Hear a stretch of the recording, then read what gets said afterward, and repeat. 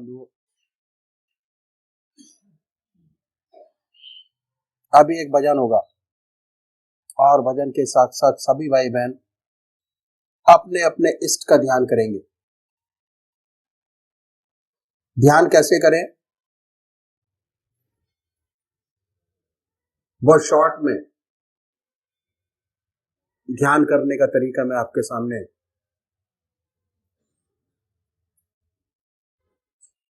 बताता हूं।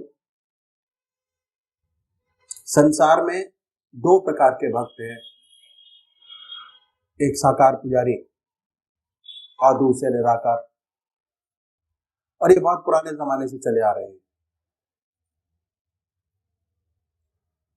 क्यों?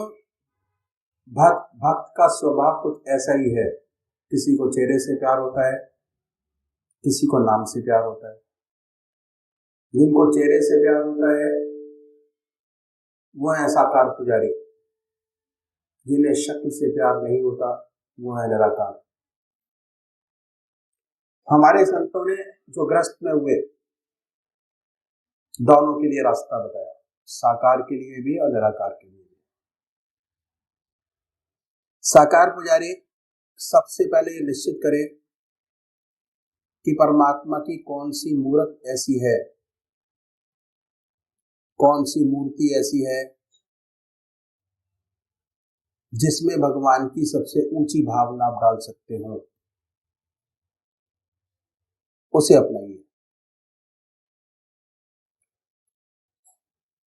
उनको पकड़िए, उनको कभी बदले नहीं। एक इष्ट की उपासना, एक इष्ट का ध्यान, एक इष्ट का मनन। ऐसा नहीं कि आज आप राम की पूजा करें, कल कृष्ण की, परसों माँ की, तरसों देवी की। ध्यान नहीं बनेगा। अगर अपना इष्ट रोज रोज बदलेंगे, जल्दी जल्दी चेंज करेंगे, तो ध्यान आपका नहीं बनेगा। पूजा का जो मकसद है वो है चित्त की एकाग्रता प्राप्त करना, कंसंट्रेशन ऑफ माइंड, और वो जब ही होगा जब आपका एक इष्ट हो। और जब एक इष्ट होगा तभी आध्यात्मिक अनुभव आपके खुलेंगे। एक इष्ट की उपासना। तो ये मानिए, जिस इष्ट को आप मानते हैं कि वो इष्ट हमारा सशरीर हमारे सामने विद्यमान है, अपने सामने उनकी पवित्र मूर्त को बनाएं, बड़े प्यार से। बड़ी बड़ी आंखें हैं, गोल चेहरा है, जटाएं हैं, सर्पों की माला है, बनाएं अपने सामने अपने इष्ट को। दिल हमारा धड़कता रहता है, दिल की हर धड़कन से जो मंत्र आपका है उसको उच्चारित होते सुने कि हमारे हृदय से हमारे दिल का नाम, हमारे इष्ट का नाम निकल रहा है और हम उसको सुन रहे हैं। और जब तक ऐसा ना हो तब तक जिह्वा से बड़े प्यार से, बड़े आराम से उस नाम को ले सकते हैं। पर होता क्या है कि थोड़े समय तक तो नाम चलता है, उसके बाद मन इधर आकर कहीं भाग जाता है। पता कैसे लगता है? पता ऐसे लगता है कि हमारी आत्मा हमारे मन को देखती रहती है, वो बताती रहती है कि हमारा मन क्या कर रहा है। जैसे ही आपका मन ये कहे कि आपका ध्यान आपके इष्ट के चरणों से हट गया, फिर दोबारा अपने मन को पकड़िए, अपने इष्ट की याद में लगाएं। फिर कहीं दूसरी जगह मन चला जाएगा, उनको पकड़िए, अपने इष्ट की याद में लगाएं। निरंतर प्रयास करना पड़ेगा। यकीन मानिए, अगर आप 20 मिनट की कंसंट्रेशन में, ध्यान में आज आपके 50 विचार आ रहे हैं, तो अभ्यास से, अगर निरंतर अभ्यास करते रहेंगे तो एक दिन ऐसा आएगा कि जब जैसे ही आप पूजा में बैठेंगे, आपका मन आपके इष्ट के चरणों में लगा होगा। दूसरे वो भाई हैं निराकार भगवान के उपासक है, ओम अल्लाह वाहिगुरु, बड़े प्यार से बैठे। मन को साफ कीजिए और ये महसूस करें कि हमारे दिल से ओम नाम निकल रहा है और हम उसको सुन रहे हैं बड़े प्यार से। ओम ओम ओम। जैसे कोई दूसरा विचार आए, उन विचारों को हटाइए, फिर अपने इष्ट की याद में लगिए, अल्लाह अल्लाह, बड़े प्यार से। सांसारिक विचार आएंगे, उनको हटाएं, फिर अपने इष्ट की याद में लगे, फिर हटाएं, फिर अपने इष्ट की याद में लगे। तो अभी एक भजन होगा और भजन के साथ साथ सभी भाई बहन अपने अपने इष्ट की याद में बैठेंगे।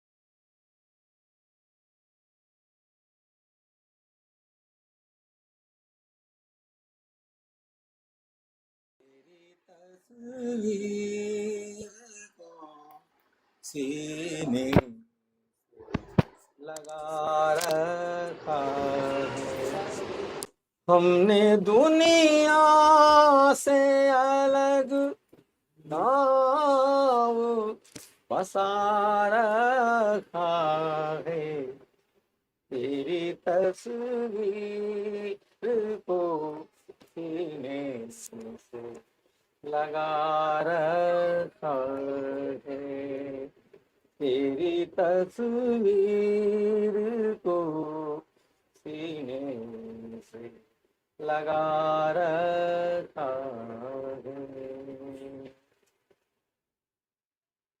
मेरी किस्मत की लकीरों को सजाया तूने, मेरी किस्मत की लकीरों को सजाया तूने, एक नाचीज को पलकार बनाया तूने, मैंने हर बोल तेरा दिल में सजा रखा है, मैंने हर बोल तेरा दिल में सजा रखा है, हमने दुनिया से अलग गाँव बसा रखा है, तेरी तस्वीर को सीने से लगा रखा है।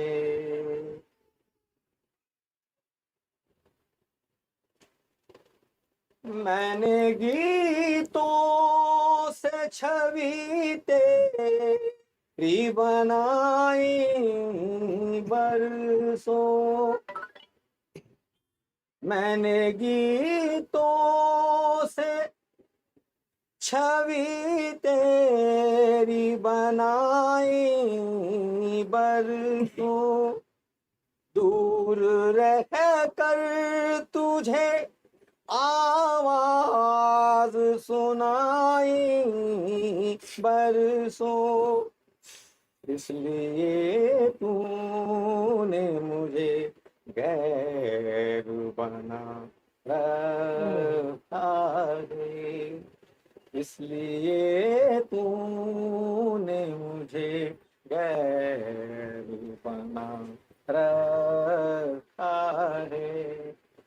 हमने दुनिया से अलग वो बना रखा है, तेरी तस्वीर को सीने से लगा रखा है, तेरी तस्वीर को सीने से लगा रखा है।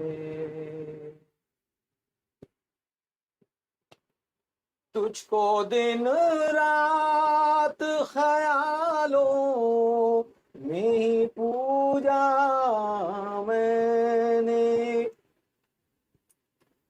तुझको दिन रात ख्यालों में ही पूजा मैंने, तेरे पैरों के निशान पर किया सजदा मैंने, तेरे पैरों के निशान पर किया सजदा मैंने, बंदगी में तेरी सर अब ही झुका रखा है, बंदगी में तेरी सर अब भी झुका रखा है।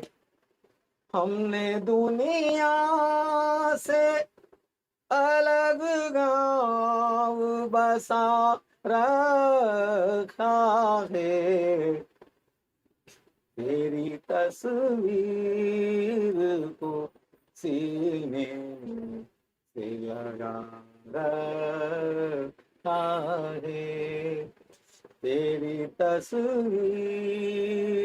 को सीने से लगा रखा है।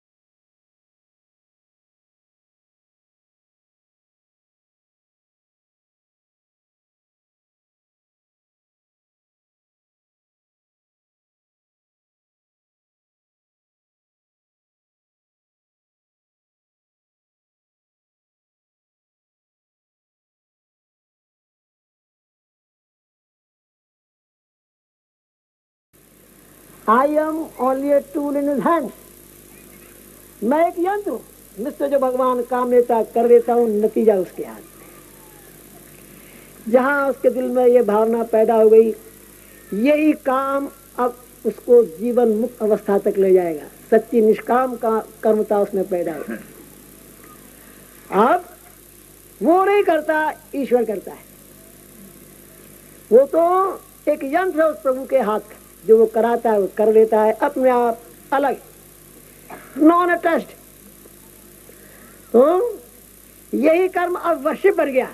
That work is change into worship.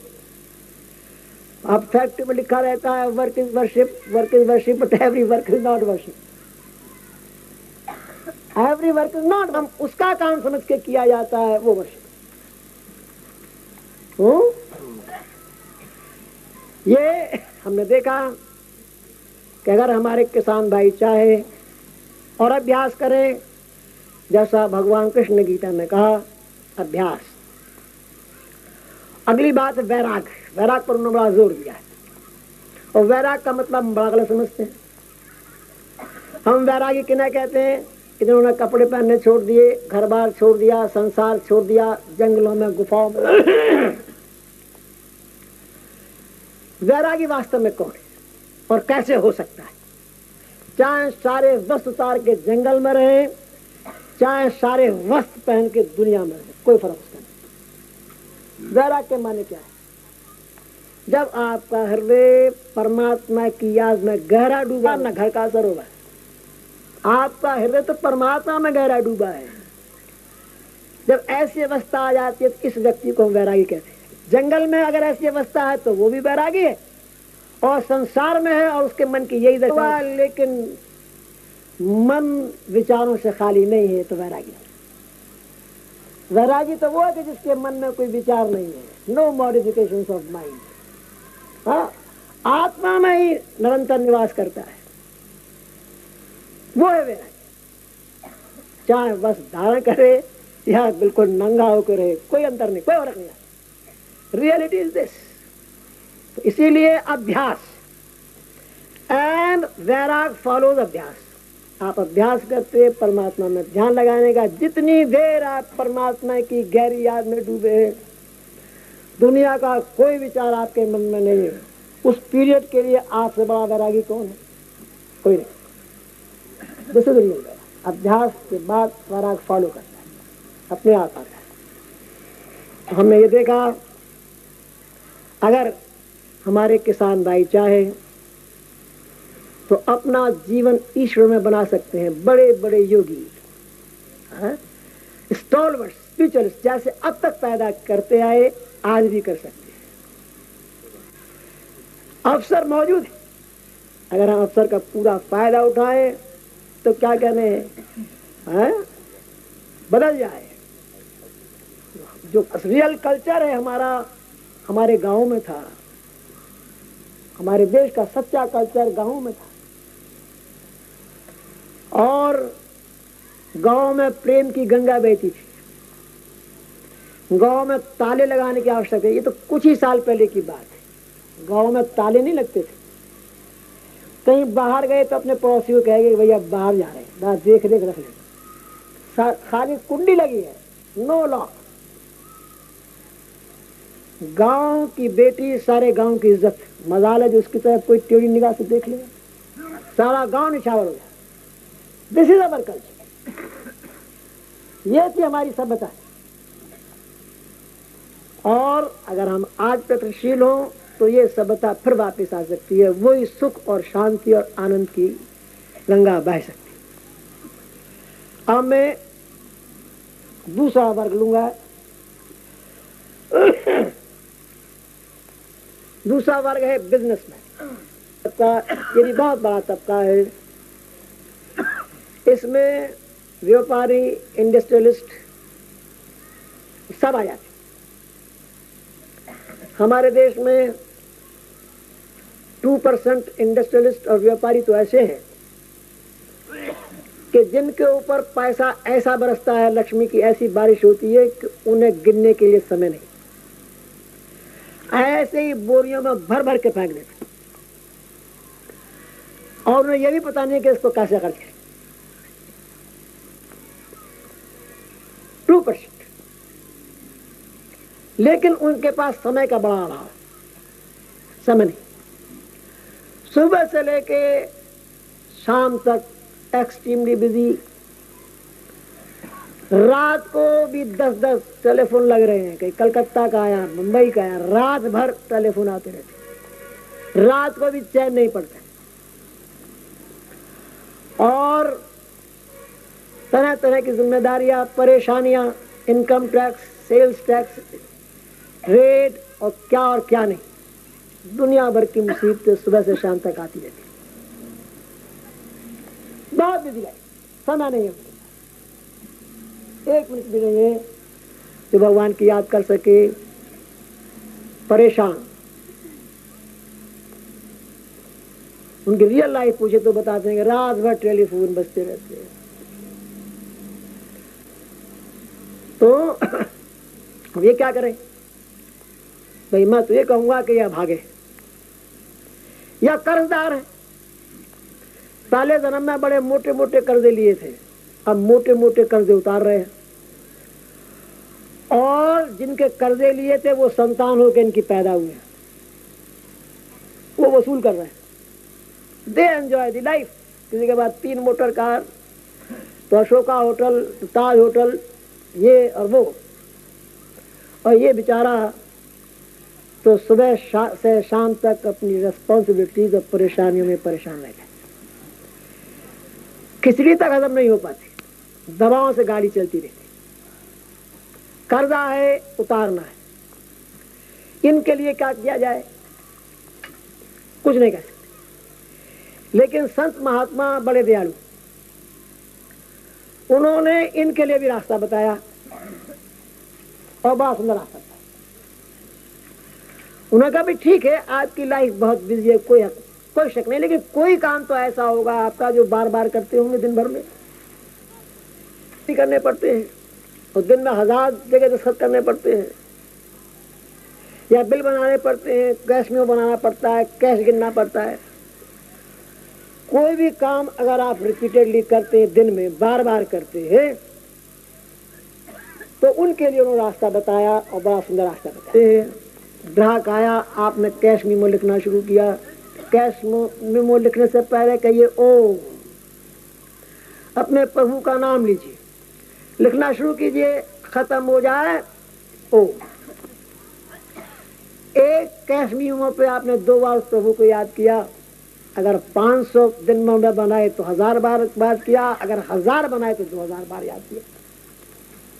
अभ्यास, अगर ये अभ्यास भी कर लिया जाए तो जिसे 2000 बार परमात्मा की दिन भर में याद है तो उसे याद बनी रहेगी। इसका एक प्रैक्टिकल सुंदर अनुभव इस सेवक को हुआ। मैं जबलपुर में था, मेरे बॉस थे मिस्टर एस कृष्णन, बड़े ऑर्थोडॉक्स और बहुत ही धार्मिक वृत्ति के, बहुत सुंदर।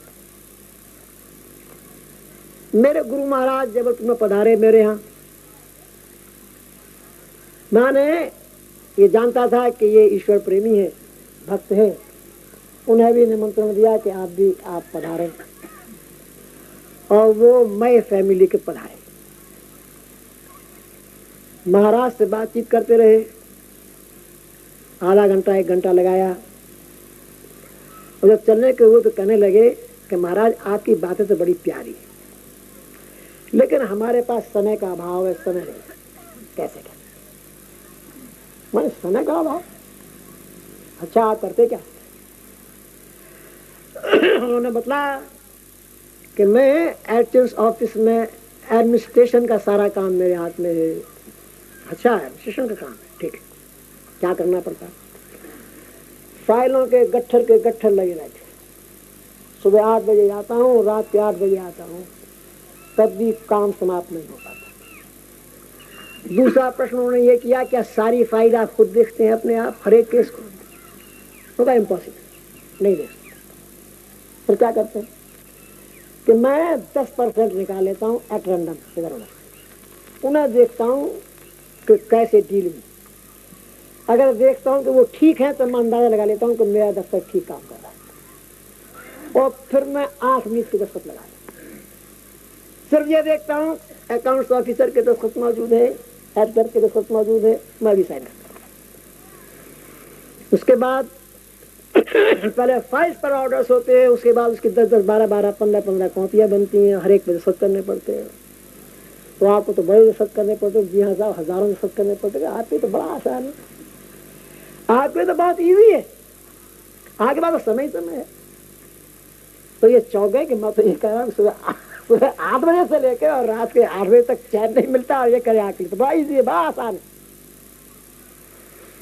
बड़े अमेजमेंट में उनकी तरफ देखने उनके क्या सोच क्या रहे हैं। अरे भाई, जब आप एस कृष्णन लिखते हैं फाइल पे, दस्तखत मत एस कृष्णन, तो ये ओम एस कृष्णन, ओम एस कृष्णन, ओम एस कृष्णन, धारण मारा जाइए, दस्तखत ओम करते जाइए तो सत्य मारे चले जाइए। कहा ये तो हो सकता है, यही करिए। और वो इतने सिंसियर थे, उन्होंने ये काम करना शुरू कर दिया है, बराबर करते, और अभ्यास हो। 7-8 मेरा ट्रांसफर दिल्ली हो गया, मैं दिल्ली आ गया बहुत पहले, और 7-8 साल के बाद उनका ट्रांसफर दिल्ली हुआ, वो भी दिल्ली आए।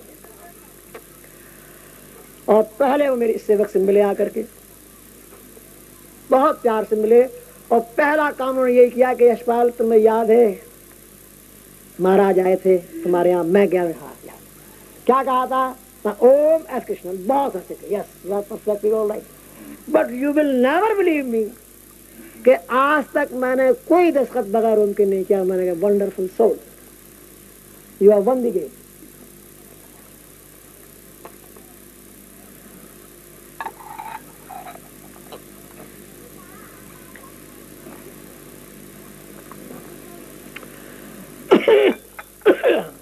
ये ऑफिसर अपनी इंटेग्रिटी, अपनी ह्यूमिलिटी, अपने बिहेवियर के लिए ही was well known in the directorate. और 10-12 साल यहाँ सर्विस करने के बाद ये हरिद्वार गए स्नान करने के लिए, हर की स्नान करके जब भगवान का भजन करते करते ऊपर निकले तो हर की पैरी पर इन्होंने शरीर छोड़ दिया। तो कितना सुंदर अंत पाया, एक छोटी सी बात पकड़ कर।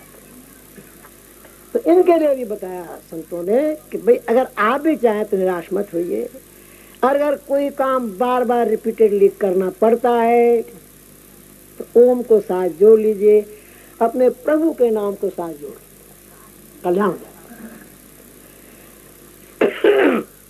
लेकिन सारे बिजनेसमैन तो ऐसे हैं नहीं, अधिकतर तो दुकानदार ऐसे हैं कि कभी ग्राहक होता है कभी ग्राहक नहीं होता। ऐसे दुकानदार क्या करें, अपनी दुकान पर जाएं, सफाई करें, अपना चीजें लगाएं, और अगर ग्राहक नहीं है अगरबत्ती धूप बत्ती जला के ईश्वर की याद में बैठे, आंख खोल के बैठे, आंख मीच के नहीं, आंख मीच के बैठेंगे तो कोई सामान उठा के ले जाएगा। आंख खोल के बैठे, ईश्वर की याद करें। जब ग्राहक आ जाए तो ईश्वर की याद को छोड़, ग्राहक से लग जाए। और जब ग्राहक सेटिस्फाई होकर चला जाए, अब और कोई काम नहीं है तो फिर ईश्वर की याद करें, भगवान की याद करें। जब ग्राहक आ जाए ईश्वर की याद करें, कोई गुनाह नहीं, ईश्वर की याद छोड़ दीजिए, सेटिस्फाई। जब वो सेटिस्फाई होकर चला गया, अब कोई काम नहीं तो ईश्वर की याद।